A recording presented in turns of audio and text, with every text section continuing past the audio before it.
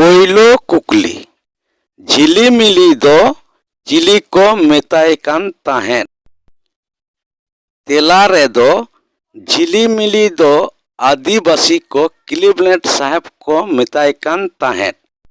दोसार कुकली हुल दो अकोय को उरलते हुई सत लेना। तेला रे दो सिधु कानू तकिना उरलते। तेसार कुकली सिधु कान्हू तकिन रेन आपात ᱧᱩᱛᱩᱢ दो चेद। तेला रे दो चुनाराम मुर्मू। पुना कुकली सावताल विद्रोह दो तीना साल रे हुई लेना। तेला रे दो सावताल विद्रोह दो 1855 खन 1856 साल रे हुई लेना।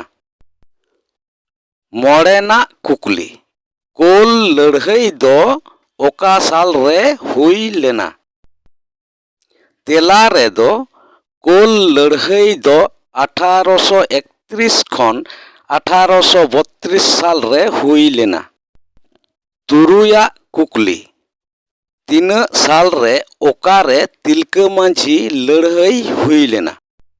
तेला रे दो 1784 खन 1785 साल रे भागलपुर रे हुई लेना। एयाया कुकली मुंडा लड़ाई दो तीना साल रे हुई लेना।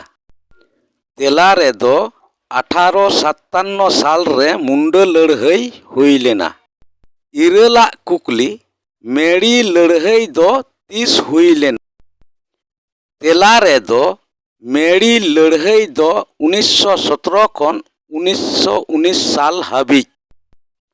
आरेया कुकली बिरसा मुंडा लड़ाई दो 30 हुई लेना। तेला रे दो 1895 खन 1899 साल हाबी। गेला कुकली सावताल हुल रे तीना बीर बांटा को जिहल होचो लेना। तेला रे दो 225 खन हो जस्ती हड़। गेलमिट कुकली बिरसा मुंडा दो तीना साल रे जन्म लेना। तेला रे दो बिरसा मुंडा दो 1875 साल रिया 15 नवंबर रे जन्म लेना। गेलबार कुकली तीना साल रे तिलका मांझिया पसी हुई लेना।